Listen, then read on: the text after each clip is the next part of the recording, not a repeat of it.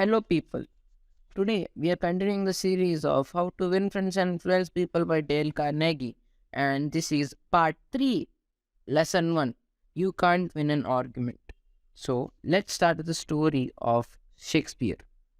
One night in London, I was a manager at the time for Sir Ross Smith during the war. Sir Ross had been an Artian ace out of Palestine, and shortly after peace was declared, he astonished the world by flying halfway around it in 30 days. No such feat had ever been attempted before. It created a tremendous sensation. The, the Australian government awarded him $50,000. The King of England knighted him, and for a while he almost talked about man under the Union Jack. I was attending a banquet one night with this man, and during the dinner, the man sitting next to me told a humorous story which hinged the quotation: "There is a divinity that shapes our ends, rough hew them how we will." The rencounter mentioned that the quotation was from Bible. He was wrong. I knew that. I knew it positively. There couldn't be a slightest doubt about it. So I, for the feeling of importance to display my superiority, told in front of everybody and corrected him.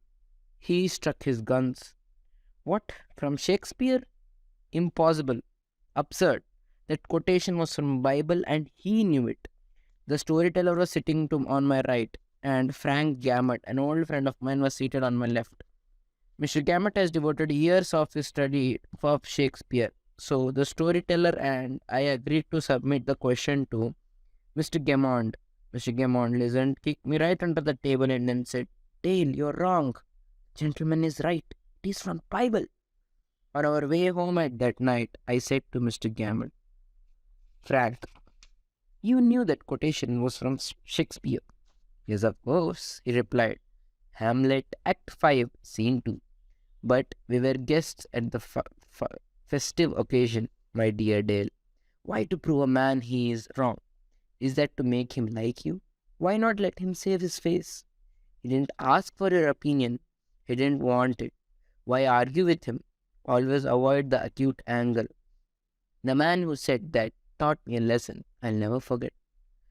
I not only had made a storyteller uncomfortable, but I had put my friend in an embarrassing situation. How much better it would have been if I had not been argumentative. There is only one way under high heaven to get the best of an argument, and that is to avoid it, says the author. Avoid it as you would avoid rattlesnakes and earthquakes. And also, the author says that you can't win an argument. You can't, because if you lose it, you lose it. And if you win it, you lose it. And you lose a friend. Why?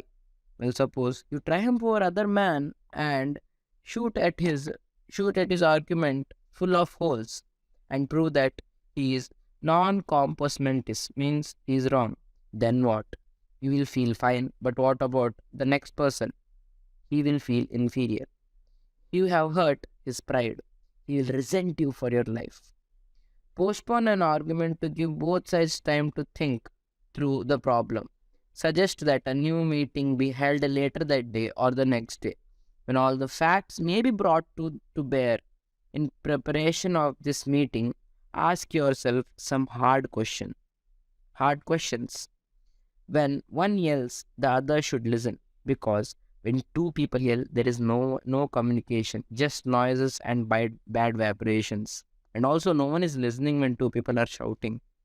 So, the principle of this story in this lesson is the only way to get the best of an argument is to avoid it. Thank you.